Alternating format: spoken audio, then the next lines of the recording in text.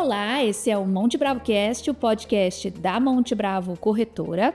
Eu sou Malena e hoje a gente fala do polêmico pacote fiscal brasileiro que causou aí turbulência nos mercados nos últimos dias. Hoje a nossa conversa é com o Alexandre Matias, estrategista-chefe da Monte Bravo, o Luciano Costa, o nosso economista-chefe, e o Bruno Benassi, o nosso analista de ativos.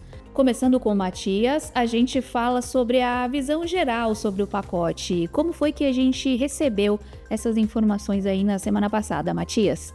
O pacote foi uma decepção, depois de uma espera longa.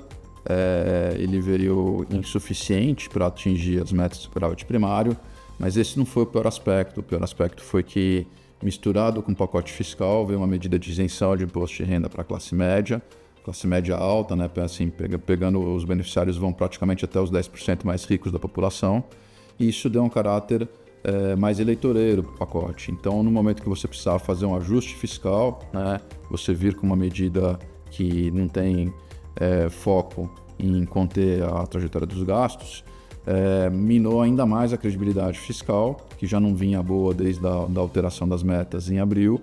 E a consequência é que quando você tem uma piora da credibilidade fiscal, o risco sobe, o dólar sobe, as expectativas de inflação sobem, e aí o Banco Central vai ter que fazer uma alta de juros maior, e a gente está prevendo um crescimento menor por causa disso. Então, a decisão de não fazer um pacote fiscal que pudesse recuperar a credibilidade vai ter consequências importantes em termos do cenário, importantes em termos da trajetória de investimentos. Perfeito, o Matias já adiantou um pouco das consequências aí, mas o Luciano se aprofunda nesse tema para a gente. Quais são as consequências, Luciano, para a economia brasileira?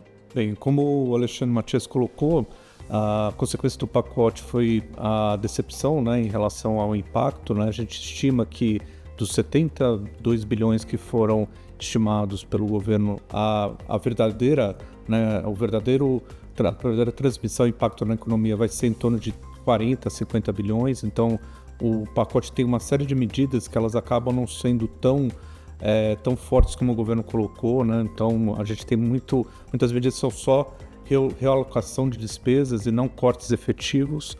Lembrando que o pacote também ele tem mais o caráter de trazer a possibilidade do arcabouço fiscal funcionar até 2026 do que necessariamente cortar gastos, então tudo isso gera, né, uma certa decepção pelo lado dos impactos, juntamente com a questão do ruído, né, que foi a inclusão da isenção, né, do imposto de renda até R$5.000 também no anúncio. Em termos de consequências para a economia, provavelmente a maior consequência vai ser a gente ter um dólar mais depreciado. A gente revisou a nossa expectativa de câmbio para esse ano, para o ano que vem, ficando aí em torno de 5,90 esse ano e 6 o ano que vem.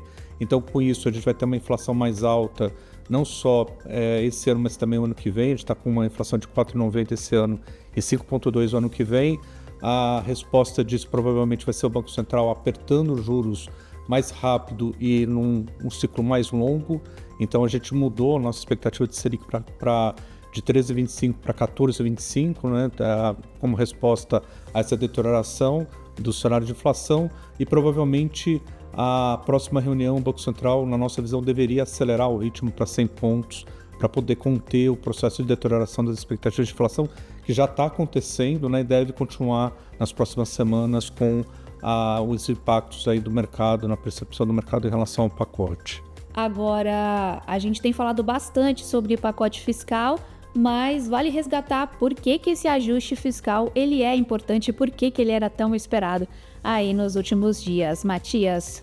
A gente tem que observar, acho até que vale a pena dar um passo para trás, né, e entender um pouquinho por que era importante ter feito o ajuste fiscal. O Brasil tem uma dívida que é cara, curta e crescente. O presidente Lula assumiu com uma dívida de 71,7% do PIB, e as projeções indicam que a gente vai terminar o mandato presidencial com uma dívida em torno de 85%, 86% do PIB. E é preciso ter consciência que esse não é um crescimento normal, né? É uma trajetória explosiva de crescimento. Esse tipo de salto de 14, 15 pontos na relação dívida-PIB é uma coisa que só é aceitável se o país estiver em guerra ou estiver vivendo uma pandemia. Em condições normais, com a economia crescendo, a arrecadação crescendo, isso revela um descontrole absoluto dos gastos.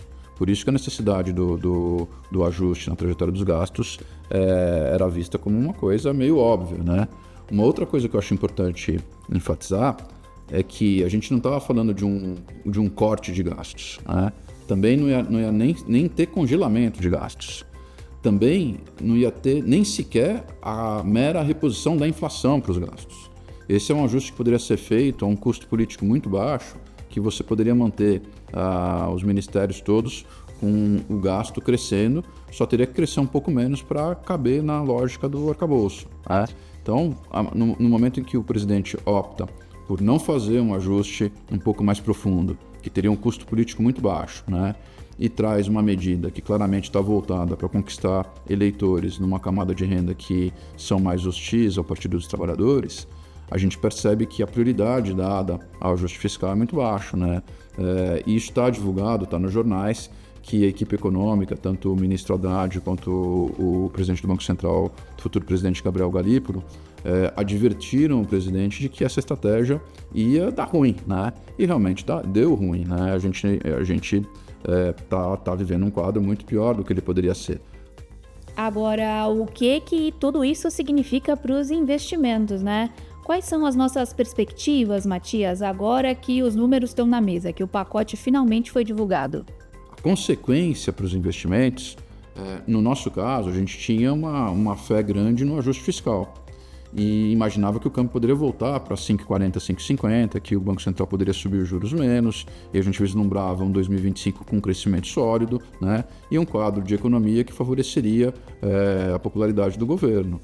Agora a gente zerou a probabilidade do cenário otimista, a gente passa a ter um cenário base, como o Luciano falou, em que o câmbio vai ficar na faixa de 5,90, a inflação vai ficar muito alta, vai ficar entre 5 e 5,5, tanto esse ano quanto o ano que vem, exige uma Selic superior a 14%, a nossa projeção é 14,25, né? São 2 aumentos de 100, mais um aumento de 50, e você cria um ambiente muito mais hostil, o crescimento é menor, provavelmente você vai ter uma queda na aprovação do governo, né? Em termos de investimento, esse conjunto, né, é um conjunto que enseja uma cautela muito maior. As projeções dos investimentos, elas indicam a Selic de 14,25 vai gerar um CDI médio de 13,85 no ano que vem. A maior parte dos investimentos, né, os investimentos em renda fixa, investimentos em multimercado, mesmo os investimentos em fundos imobiliários, vão dar retorno na casa de 14% a 15%. A Bolsa, sob o peso de juros mais altos e de uma economia mais fraca, vai ficar limitada a 138 mil pontos, né? Mas estratégias de gestão ativa podem acrescentar um alfa de 5%, 6%, então é possível você ter retornos numa carteira diversificada de 15%, 16% na renda variável, né? Mas é um tipo de cenário que enseja uma redução nas classes de maior risco. Agora, falando especificamente de investimentos, qual que é o impacto desse pacote nos ativos mesmo, na carteira dos investidores, e quais são as classes que se destacam nesse cenário? Quem fala com a gente agora é o Bruno Benassi, o nosso analista de ativos. Como foi debatido aqui, o cenário macro é mais desafiador, então o que a gente tem feito na nossa carteira, tanto na nossa carteira Monte Bravo ou nas sugestões e nas conversas que a gente tem com os investidores, é começar um processo de redução de risco. Então, para este processo de redução de risco, a gente tem preferido alocar nas estratégias de renda variável em exportadoras, sejam de commodities ou de bens de capital, né? Aqui entra a VEG, Embraer e algumas outras. Manter uma carteira em segmentos domésticos mais defensiva também, então alocação em bancos com baixa exposição a classes mais baixas e uma menor participação dos seus resultados via mercado de capitais, a parte de seguradoras e num segmento que em tese é um pouco mais sensível a juros, mas a gente está bem confortável com resultados, com a posição de caixa dessas companhias, endividamento na parte de shoppings e na parte de utilidades públicas, né? Que aqui entra a parte de saneamento e a parte de distribuidoras, geradoras e transmissoras de energia elétrica, tá? Então, a nossa carteira, a alocação para os clientes, ela sempre foi uma alocação um pouco mais defensiva, tá? Agora, esta alocação ela vira totalmente defensiva, tá? Então, a gente parte para uma carteira bem mais conservadora mesmo, tá? Então, o que a gente tem projetado e orientado e pensado para a parte de renda variável é isso. Defensiva, exposição à moeda forte, exposição no Brasil mais controlada e em segmentos que têm uma estrutura de capital mais confortável e, em tese, dependem menos do cenário macroeconômico de crescimento e não devem sofrer com o aumento de juros impactando de maneira relevante o resultado da última linha, tá? Então, é um perfil bem mais desafiador. Na parte de fundos imobiliários, a gente também tem sugerido uma alocação um pouco mais defensiva, tá? Isso vai acontecer, a sugestão é que os investidores migrem um percentual talvez um pouco maior da sua carteira para os fundos de recebíveis, tá? Porém, além de pensar em alocar em fundos de recebíveis, sejam eles o CDI+, ou o IPCA+, a gente vê os dois fundos aumentando a distribuição de dividendo nos próximos meses, é pensar em alocar em fundos de recebíveis com carteiras de crédito, com boas carteiras de crédito, tá? E talvez tentar evitar um pouco os fundos mais high yield, porque num cenário mais desafiador pode ser que as empresas que têm um perfil de crédito um pouco pior sofram e essas empresas sofrendo, eles podem acabar dando problema de crédito e esse problema de crédito acabar impactando a distribuição de dividendo desses fundos, tá? Então, além de aumentar o percentual de recebíveis nas carteiras, é aumentar o percentual de recebíveis em fundos com boa qualidade de crédito, tá? Não é só focar no dividend yield, mas pensar no dividend yield que vai ser distribuído e na qualidade de crédito que lastreia este rendimento, tá? Então, talvez pensar não muito no maior dividendo, mas no melhor dividendo com o melhor risco-retorno, tá? Então, seriam os tradicionais fundos high grade.